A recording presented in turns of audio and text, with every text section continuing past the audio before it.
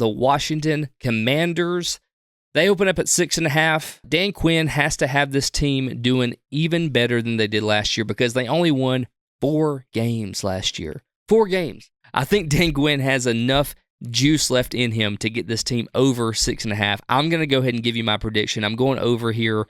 I think they've done a pretty decent job at kind of restructuring this organization because they really needed to. I think Dan Quinn's a really good hire. I mean, I like Dan Quinn. I know that he gets not a great track record at being in Atlanta. I think he was like 44-43, so not a terrific record, but he did have a few seasons where he, got to a Super Bowl. Went to a Super Bowl, yeah. I'm shocked. I am absolutely stunned because I'm going over 2. This is going to be one of those teams that maybe midway through the season, opposing teams are going to see them on their schedule, and I don't think they're going to be excited about it. I think they're going to be what we like to call a frisky team. I think they're going to play better than they should because I'm with you. Dan Quinn is not like the guy you hire to, if Andy Reid retired, you wouldn't call Dan Quinn, right? But an organization in disarray needing to just lay down a surface. You're just trying to lay down the tile, right? We can build the house later. Let's get the floor in. Not that that's the way you build a house, but for this analogy, let's let it go. Dan Quinn's the guy to do that. I think he can lay down a solid foundation. I know it's not a sexy hire. Yeah, there were probably better hires to be made. Obviously, I would like an offensive coach when you've got a rookie quarterback, but bringing in Cliff Kingsbury is kind of a roll of the dice too, because I'm not a big Kingsbury fan. A lot of people aren't. He didn't do great in Arizona with Kyler Murray. His offensive scheme in the NFL hasn't been very mature. Is he going to be able to deliver and elevate his career? Because it's interesting. Kingsbury is kind of trying to salvage his career. This is his chance at redemption. And if he makes Jayden Daniels look good, because Jayden Daniels is very talented, then he'll get another shot. He'll get another shot, absolutely, because he's young. And I think they're going to be good enough to get to 7 wins. Not much over. I'm with you. I think 7, 8 wins, but Jayden Daniels is talented enough. They have pieces. Like they absolutely do. Austin Eckler, pairing him with Robinson, I think that's a good duo. Scary Terry McLaurin, he's gotten like over 1,000 yards for 4 years in a row with literally me and you throwing to him. So you bring in Jayden Daniels, like that should really get to bring out his talent. And Jahan Dotson had a good year last year. Yep, he sure did. Now, the defense is weaker than it has been because they made the trades. They're going to need some guys on defense to deliver, but I think they've got enough pieces and they're going to be well coached. And I kind of think Jayden Daniels is going to be impressive enough. I'm just worried about him taking hits. He's got to slide. Kid, you got to slide. Please, dear God, slide.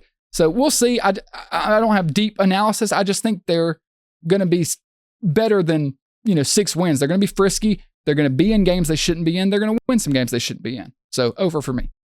Yeah, the defense is going to be kind of where I'm watching this entire season. But like I said earlier, Dan Quinn did bring half the Cowboys defense with him. So Dan Quinn should elevate him. Yeah. Yeah, I hope so. They brought center Tyler Biadasz and then the defensive end Dorrance Armstrong.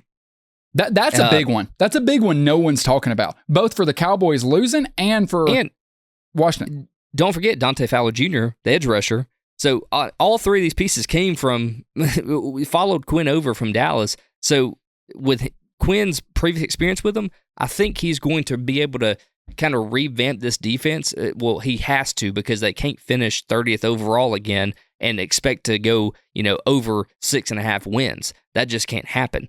So I think that Dan Quinn will have this defense ready come day one. The offense, I think, with Cliff Kingsbury, it should run pretty smooth or a lot smoother than it did last year. Jayden Daniels is a beast. And then, obviously, as a rookie quarterback, who wouldn't love to throw to Scary Terry and Jahan Dotson all day long? And then also, when you can't hit them, hit the under, hit the Texas route, hit a wheel route to Austin Eckler because he's the best pass-catching running back in the entire league. Bringing in Bobby Wagner and Frankie Louvu, that's a good linebacker duo. So they're not totally, out of talent. This is year one of a rebuild, but I think we're on the same page. I think they've got enough talent and should have a good enough head coach. And one of the things, too, they have hope. Just the fact that they've got the really talented rookie quarterback makes them believe, and belief can go a long way for an organization and a franchise that hasn't had any, in 20 years. So they're going to be frisky. I'm not going to be shocked if they go under, but making the predictions, I think they can get to 7. Real quick recap where we have our NFC East. I have the Cowboys winning the division. I have the Eagles finishing second, maybe getting a wild card or not. I'm not sure yet, probably, but we'll talk about that later. Third, I have the Commanders, and fourth, I have the Giants. Correct me if I'm wrong. You've got it the same, except you have Eagles winning the division, Cowboys second, and then Commanders, Giants. That's right. Interesting. That is how the NFC East is going to play out for both of us. I really thought that we'd have more differences in this division. I really did, but I'm glad to see that we're kind of on the same page, except for the Eagles. I give them about one more game than you do, I think, and that takes me over. So I'm excited to see how the East is going to play out.